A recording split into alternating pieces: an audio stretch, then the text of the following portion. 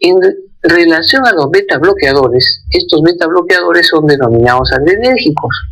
Nosotros podemos utilizar, y lo hacemos con mucha frecuencia, el propanolol siempre y cuando no tenga contraindicaciones. Las tabletas de propanolol que utilizamos son de 40 miligramos y se pueden dar entre 1 o 2 tabletas cada 4 o 6 horas, dependiendo de qué tan hipertiroideo se encuentra. Sin embargo, existe un grupo de pacientes en los cuales está contraindicado el propanolol. Llámese a estos porque tienen asma bronquial, bronquitis asmatiforme, en la que exacerbaríamos el cuadro de fondo, por lo que debemos utilizar beta bloqueadores selectivos. En este caso el atenolol, que podemos dar 50 o 100 miligramos cada 24 horas, o el metoprolol, que vienen en diferentes presentaciones y se pueden ir titulando de 25, 50 o 100 miligramos cada 24 horas. ¿Qué ventajas tienen de dar estos beta bloqueadores? Que no interfieren con los estudios diagnósticos. Es más, si yo doy un antitiroideo, no podría ser una gammagrafía.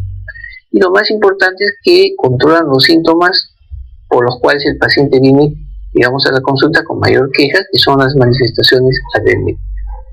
Dentro de los antitiroideos, nosotros vamos a utilizar este tipo de medicamentos. Tenemos las tiourias, está el propiltiuracilo o el metimazol o el carbimazol. El mecanismo de acción de estos medicamentos es que inhiben la síntesis, es decir, la producción de hormona tiroidea, interfiriendo una enzima que viene a ser la peroxidasa tiroidea, que tiene que ver con la iodinación. Pero no solamente esto, sino también tiene una acción inmunosupresora. En teoría, solamente el propiltiuracilo inhibe la conversión periférica de T3 a T4. Recordemos que en la glándula tiroides se forma T3, pero también T4. T4 se forma en un 75% y la T3 en un 25%. A nivel periférico, la T4 se debe convertir a T3, que es la forma activa de la hormona a nivel de los tejidos. Las drogas antitiroideas solamente funcionan en un 20 o un 40% de los pacientes. El tratamiento es de 1 hasta 2 años. Muchas veces hay reincidencias. Entonces, los antitiroideos que tenemos son el propiltiuracilo, que no lo tenemos en el país, si se puede exportar, está en Chile y en Argentina, que vienen en tabletas y se pueden utilizar de 300 a 600 miligramos por día. Tenemos entonces el metimazol o el tapazol, el carbimazol o el tirosol, que vienen en tabletas de 10 y 20 miligramos, el tapazol, el nombre comercial, viene en tabletas de 5 miligramos, la dosis que podemos usar de 30 a 60 miligramos. Sin embargo, de todo este grupo, aquel que sí está indicado para gestantes es el propiltiuracilo. ¿Por qué? Porque se ha visto que tiene menos efectos, inclusive en la gestación. Sin embargo, es importante conversar y mencionar al paciente que estos medicamentos tienen efectos colaterales, que muchas veces son contraindicaciones, y a veces los pacientes hacen efectos colaterales severos por los que tenemos que optar para dar el tratamiento con yodo radioactivo. Dentro de los efectos colaterales más importantes tenemos los efectos en piel, como erupción cutánea, prurito, puede haber fiebre, puede haber hepatitis o artralgias hasta un 3 o 5%. Sin embargo, la complicación más temida por todos los que trabajamos con los antitiroideos es la granulocitosis o la anemia plástica, en la que el paciente muchas veces tiene inmunosupresión y muchas veces tiene que ser hospitalizado, internado, y tiene que ser aislado, ya que la tasa de mortalidad por infecciones oportunistas es alta. Entonces, ¿cómo yo podría elegir a qué paciente voy a tratar con antitiroideo o a qué paciente le voy a administrar yodo? Voy a sugerir que se opere, porque la decisión final la da el paciente. Por ejemplo, la mayoría de los pacientes hipertiroideos tienen enfermedad de Graves ácido. Entonces, ¿yo cómo sé que este paciente con enfermedad de Graves ácido hipertiroideo me va a responder al tratamiento con antitiroideo? Para esto se ha hecho numerosas investigaciones, hay metaanálisis y se concluyó en lo siguiente. El paciente que va a responder al tratamiento médico va a ser aquel que tiene un hipertiroidismo leve a moderado, en pacientes jóvenes, con poco tiempo de enfermedad, con un bocio pequeño, con niveles hormonales moderadamente anormales y la ausencia de o títulos bajos de anticuerpos antitiroideos. El yodo radioactivo es el tratamiento definitivo. ¿Cuándo se indica? Cuando el paciente va a recibir yodo, pero sabemos que ya con el antitiroideo se encuentra casi normal. La dosis depende, puede ir entre 5 y 15 milicurie. Si está indicado para pacientes con bocio uninodular o multinodular, de 30 a 40 milicurie, y requieren aislamiento de una semana. No se utiliza el yodo en pacientes embarazadas. Y se menciona que cada, digamos, año, 20% de los pacientes que reciben yodo llegan al hipotiroidismo. Entonces se debe informar a los pacientes que reciben el yodo que la probabilidad de que se queden hipotiroideos a los 5 años es casi de un 80 o 90%.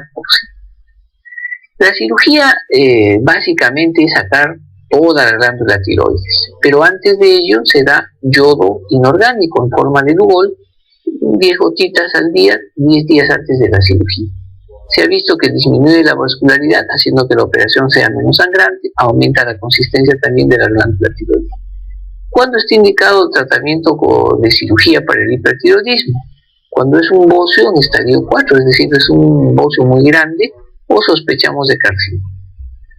En este gráfico les estoy mostrando cómo el paciente hipertiroideo después de 10 años de diagnóstico va a presentar estas complicaciones: bocio, exoftalmos, hiperpigmentación, insuficiencia cardíaca, desnutrición.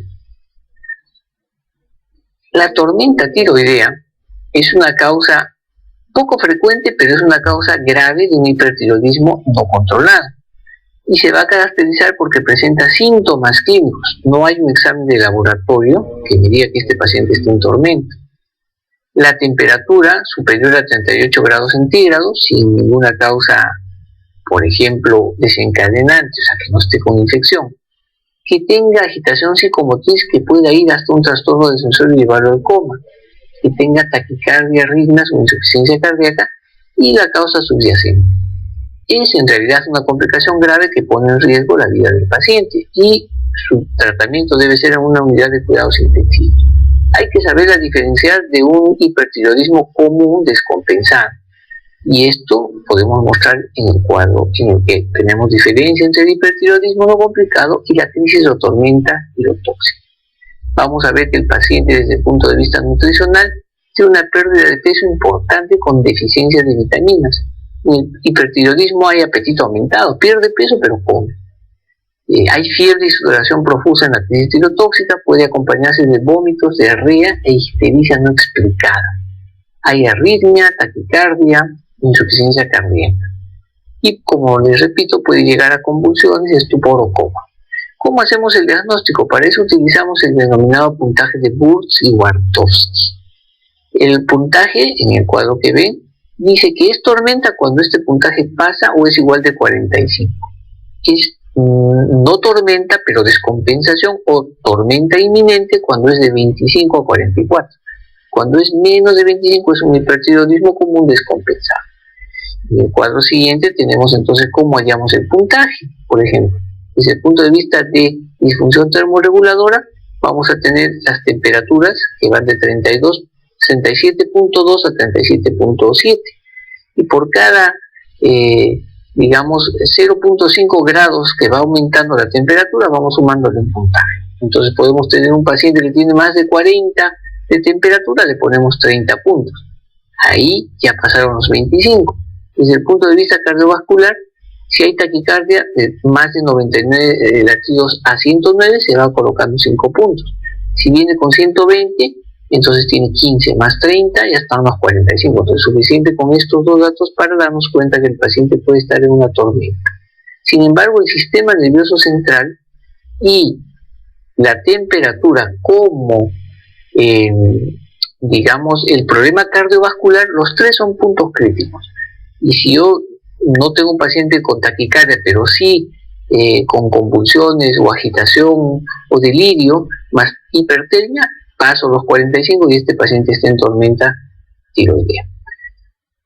¿Cuál es el tratamiento de la tormenta tiroidea?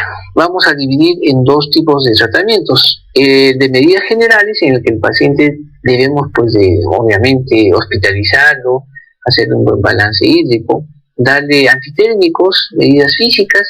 No se da salicilatos, hay que dar paracetamol. Hay que hidratar al paciente, pero utilizar glucosa, ya que el paciente va a estar con una desnutrición severa. También hay que darle vitaminas hidrosolubles. Si está con una insuficiencia cardíaca fibrilando, le debemos digoxina. Se puede utilizar corticoides ya que este paciente puede hacer una insuficiencia suprarrenal, ya que tiene latentemente la posibilidad de hacerlo. Para eso se utilizan corticoides, podemos usar hidrocortisona o dexametasona. Después debemos de inhibir la síntesis de hormonas tiroideas, es decir, debemos de dar los antitiroideos, podemos dar el tiamazol o el tidosol, o también el tapazol. Las dosis son grandes, como ven, de 40 a 60 miligramos cada 20 o cada 6 horas, 4 o 6 horas. Después de 1 o 2 horas debemos impedir la liberación de las hormonas que ya están producidas en la tiroides. Para esto utilizamos, por ejemplo, el Lugol, 8 gotitas en 20 centímetros cúbicos de agua cada 6 horas. También podemos utilizar la solución yodurada de potasio.